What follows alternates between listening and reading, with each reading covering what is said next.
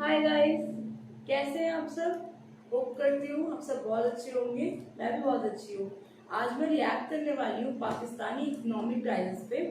आज हम देखेंगे कि इंडिया कैसे सिर्फ एक मूव से पूरे पाकिस्तान को तबाह कर सकता है। चलिए आइए स्टार्ट करते हैं।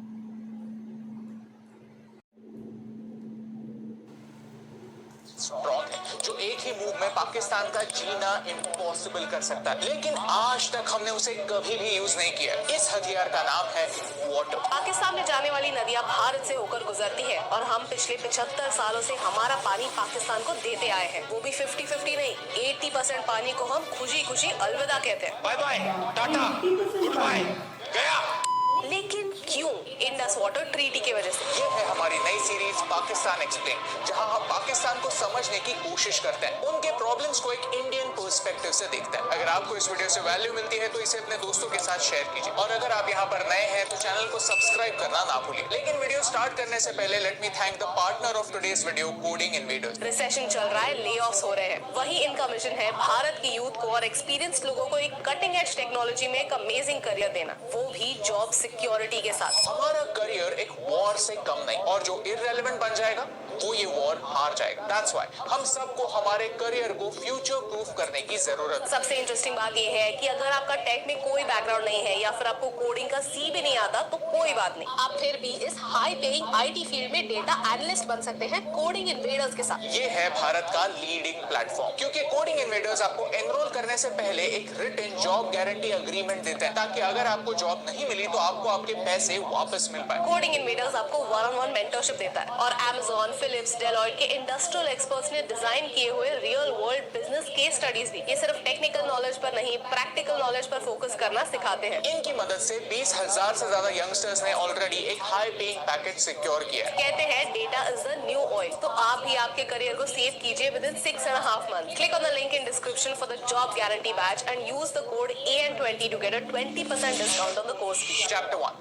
क्या है इंडस वाटर ट्रीटी। ठीक एक महीने पहले भारत ने पाकिस्तान को एक नोटिस भेजा, और अब पाकिस्तान के पास बस 90 दिन है रिप्लाई देने के लिए। अगर पाकिस्तान इस नोटिस का ढंग से रिप्लाई नहीं देता तो भारत इंडस वाटर ट्रीटी छोड़ सकता है। ये ट्रीटी इतनी इंपॉर्टेंट क्यों? 1947 में ब्रिटिश ने भारत के 3 टुकड़े किए, mainland Bharat, east Pakistan and west Pakistan. लेकिन यहाँ सिर्फ लैंड का ही नहीं, कई चीजों का बंटवारा हुआ, जैसे military, IAS officers and natural resources like water. ये है सिंधु नदी, जो भारत से होकर पाकिस्तान जाती है और फिर अरेबियन सी में मिलती है। इन नदियों के पानी पर किसका क्लेम था? ब्रिटिश एरिया में बांधे गए कनाल्स, बराजेस, वाटर वर्क्स का क्या? इनसे किसका फायदा होगा? इन सारी चीजों पर जमकर फाइट्स हुई। पार्टीशन के समय पंजाब के मेजर कनाल्स जो ब्रिटिशों ने बनाए थे वो भारत में आ गए, तो इन कनाल से कितना पानी पाकिस्तान में छोड़ा जाएगा ये डिसाइड करने के लिए पंजाब पार्टीशन कमेटी बनाएगी, लेकिन इससे कोई रिजल्ट सामने नहीं आया। पार्टीशन के बाद भारत पाकिस्तान में टेंशन्स थे, बॉर्डर के दोनों साइड्स पर वायलेंस हो रहा था।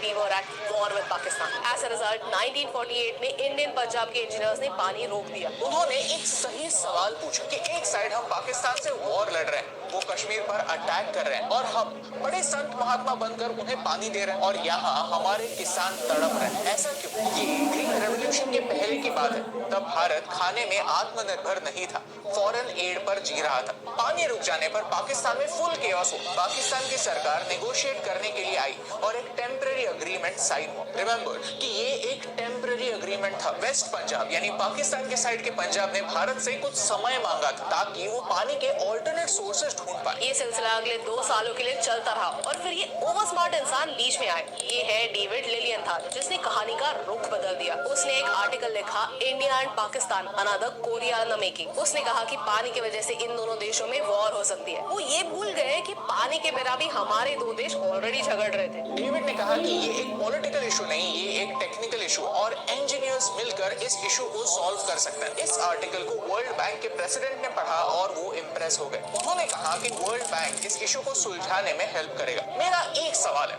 भाई तू कौन है? तू कौन है? तू कौन है?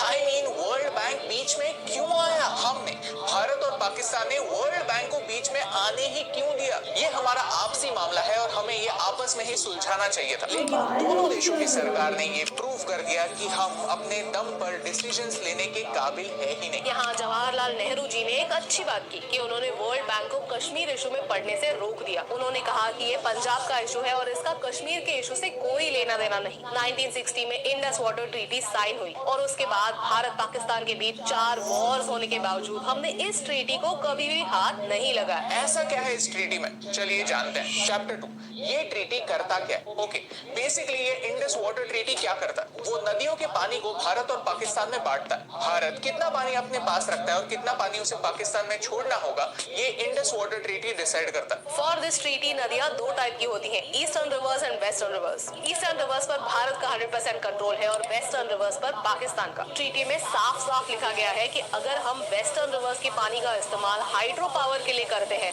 तो हमें ये पानी 24 घंटों के अंदर अंदर वापस नदी में छोड़ देना होगा। इसे run of the river power projects कहते हैं। रवि, ब्यास, सतलुज रिवर्स को भारत कंट्रोल कर सकता है, यानी इन रिवर्स के फ्लो पर पाकिस्तान का कोई कंट्रोल नहीं है। हमें इन 3 नदियों पर डैम्स या वाटर स्टोरेज स्ट्रक्चर्स बनाने का फुल फ्रीडम है। On the other hand Indus, Jhelum और चेनाब रिवर्स पाकिस्तान के शेयर में आते हैं। इनमें से हम सिर्फ लिमिटेड यूज के लिए पानी यूज कर सकते हैं। ऑन द सर्फेस ये ट्रीटी लगता काफी फेयर है, 3 रिवर्स पाकिस्तान के लिए, 3 रिवर्स भारत के लिए। लेकिन इंडस रिवर बेसिन का 80% पानी वेस्टर्न रिवर्स यानी इंडस, झेलम और चेनाब में होता है, यानी इस ट्रीटी के थ्रू 80% पानी का कंट्रोल पाकिस्तान के पास गया है। प्लस ब्रिटिशों ने सारे कैनाल्स भारत में बनाए, तो इस ट्रीटी के थ्रू हमें पाकिस्तान को 62 मिलियन पाउंड्स देने पड़े ताकि वो इन पैसों से पाकिस्तान के साइड में कैनाल्स बना पाए। भारत जैसे गरीब देश को पानी के लिए ये तगड़ी प्राइस चुकानी पड़ी। इंडस वाटर ट्रीटी फॉलो हो रही है या नहीं ये देखने के लिए एक परमानेंट इंडस कमीशन बनाया गया है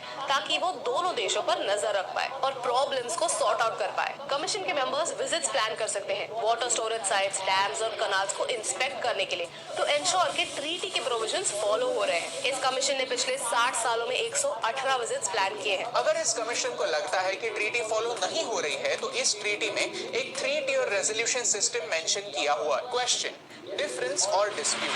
पहला स्टेज है क्वेश्चन, जहां एक देश दूसरे देश के एक्शंस पर सवाल उठा सकता है। अगर 2 देश इसे अपने लेवल पर सॉल्व नहीं कर पाए तो ये डिफरेंस का रूप लेता है। फिर वर्ल्ड बैंक बीच में आती है। ये सो कॉल्ड न्यूट्रल एक्सपर्ट एक टेक्निकल एक्सपर्ट होता है जिसे वाटर इंजीनियरिंग की नॉलेज होती है। इससे पहले कई डिफरेंसेस ऐसे एक न्यूट्रल एक्सपर्ट ने सॉल्व किए हैं। फॉर एग्जांपल 2007 में भारत चेनाब नदी पर एक 450 मेगावाट का हाइड्रो इलेक्ट्रिक पावर प्रोजेक्ट शुरू करना चाहता था। पाकिस्तान ने इस प्रोजेक्ट पर ऑब्जेक्शंस रेज किए। फिर न्यूट्रल एक्सपर्ट ने आकर प्रोजेक्ट के डिटेल्स को वेरीफाई किया और फिर माइनर मॉडिफिकेशंस किए। इस हाइड्रो इलेक्ट्रिक पावर प्रोजेक्ट को कॉम्पेंसेट करने के लिए उन्होंने और ज्यादा पानी पाकिस्तान को अलॉट किया। अगर ऐसा एक्सपर्ट भी इशू को सॉल्व नहीं कर सकता तो डिफरेंस डिस्प्यूट में बदल जाता है। डिस्प्यूट को रिजॉल्व करने के लिए दोनों देशों को इंटरनेशनल कोर्ट ऑफ आर्बिट्रेशन यानी नेदरलैंड्स में जाना पड़ता है। ये कोर्ट दोनों साइड्स को सुनेगा, सारे रिप्रेजेंटेशंस और टेक्निकल स्टडीज देखेगा और फिर अपना डिसीजन पास करेगा। फॉर एग्जांपल भारत चेनाब नदी पर किशनगंगा पावर प्रोजेक्ट बिल्ड करना चाहता था, बट 2011 में पाकिस्तान ने कोर्ट ऑफ आर्बिट्रेशन में कंप्लेंट की। कोर्ट ने पावर प्रोजेक्ट के हाइट को कम करने के लिए कहा। उन्होंने पाकिस्तान के ऑब्जेक्शंस को डिसमिस किया और भारत के डिजाइन को थोड़ा मॉडिफाई किया ताकि पानी का फ्लो कम ना हो। ये सब तो ठीक है, लेकिन अब इशू क्या है? असली इशू तो पिछले कुछ सालों से हो रहा है। 2015 में पाकिस्तान ने वर्ल्ड बैंक से न्यूट्रल एक्सपर्ट की मांग की to protest against the Kishanganga and Ratle power project. Bharat ने न्यूट्रल एक्सपर्ट की मांग को एक्सेप्ट किया। 2016 में पाकिस्तान ने यूनिलैटरली ये डिमांड वापस ली और डिमांड किया कि कोर्ट ऑफ आर्बिट्रेशन में इस चीज को सुना जाए। यानी पाकिस्तान ने सेकंड स्टेप को छोड़कर डायरेक्टली थर्ड स्टेप पर जाने की कोशिश की एंड वर्ल्ड बैंक ने दोनों neutral experts and court of arbitration को ग्रीन लाइट कर दिया है।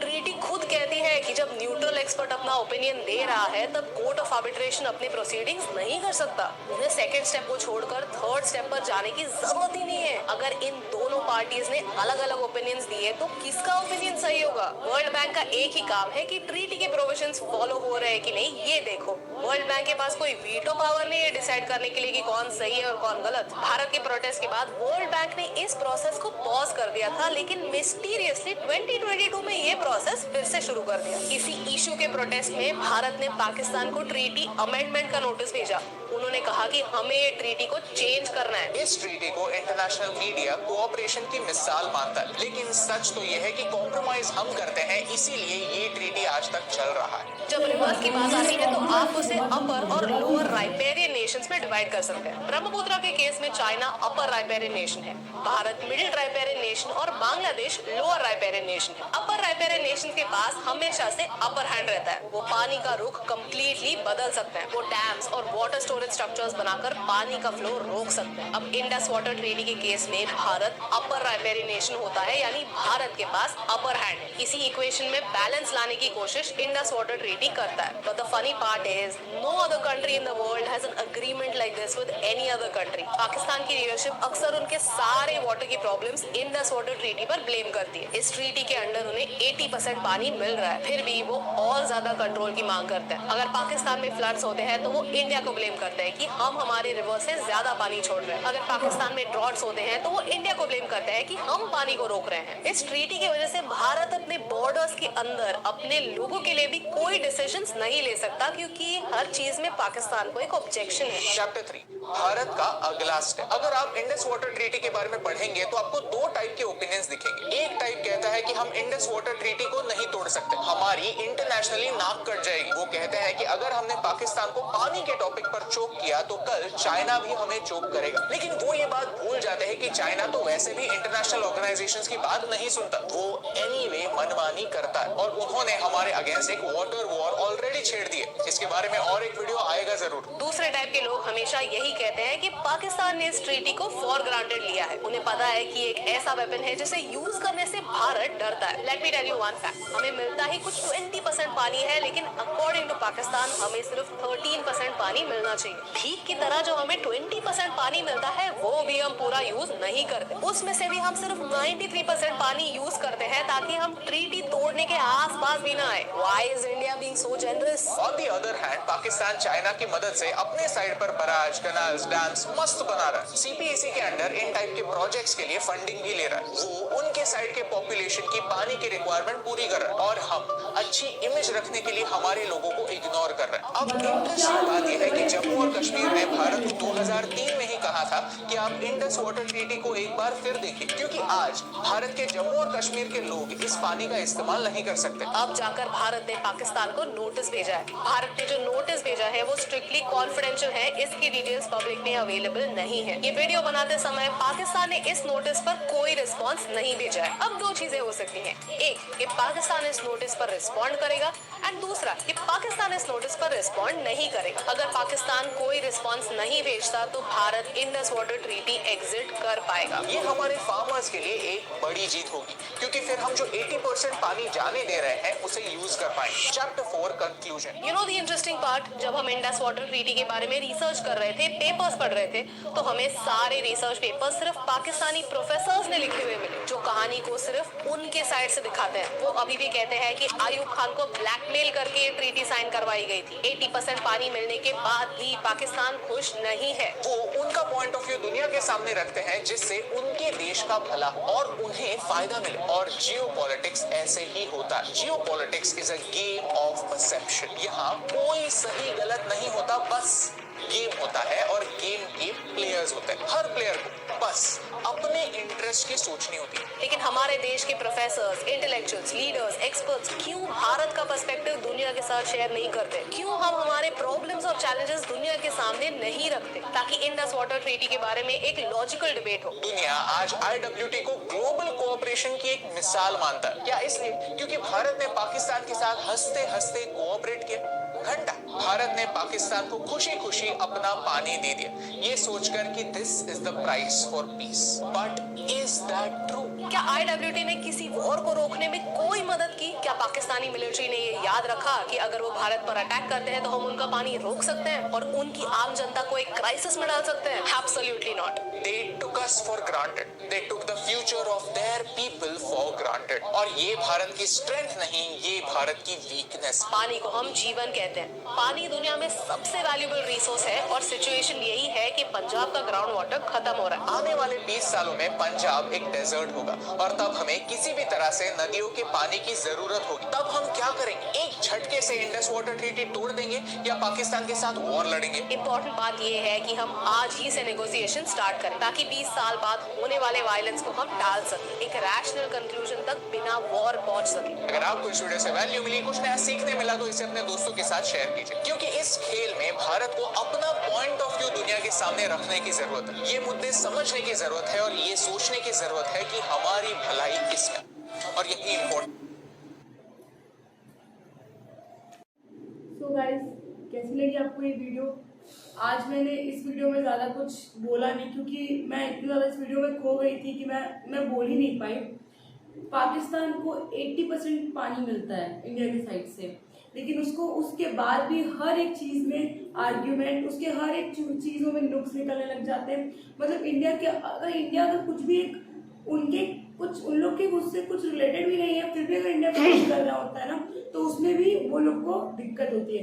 वो लोग में उनके कुछ ओपिनियंस उनके अलग ही बाहर आने लग जाते हैं। यहाँ तक कि जितने भी इंटरनेशनल जितने भी निकले हुए हैं, जहाँ पे हर एक साइड पे सिर्फ और सिर्फ पाकिस्तानी प्रोफेसर्स का उन लोग का सिर्फ दिया हुआ है, रेफरेंस दिया हुआ है। इंडियन प्रोफेसर का कुछ भी रेफरेंस नहीं दिया कि आखिर ये क्या बात है इसमें। मतलब अगर एक स्टोरी है तो उसके दो पहलू है ना, तो दोनों पहलू की जो सुननी होगी ना यहाँ पे, लेकिन सिर्फ पाकिस्तान के पहलू की सुनी गई है। इंडिया की इसमें कुछ भी नहीं है। इंडिया इतने सालों से कोऑपरेट करके रख रहा है, जबकि ये चीज़ है कि पंजाब में पानी की इतनी वहाँ पे कमी है कि अभी कुछ टाइम में वहाँ पे पूरा वो डेजर्ट बन जाएगा। लेकिन ये सबसे कोई मतलब नहीं है, बस इंडिया कोऑपरेट करके हाँ ठीक है, लड़ना नहीं करके बस चल रहा है। तो गाइस, अब यही देखते हैं कि आगे क्या होता है, हमारी गवर्नमेंट इस चीज़ पे क्या कदम उठाती है, इस चीज़ का क्या सोल्यूशन निकलता है, तो इससे हमको आगे पता चलेगा। और आपको ये वीडियो कैसी लगी आप मुझे कमेंट सेक्शन में बताइएगा। अगर आप मेरे चैनल पे नए हैं तो मेरे चैनल को सब्सक्राइब कीजिएगा और अपने दोस्तों के शेयर कीजिएगा। चलिए नेक्स्ट वीडियो मिलते, बाय बाय।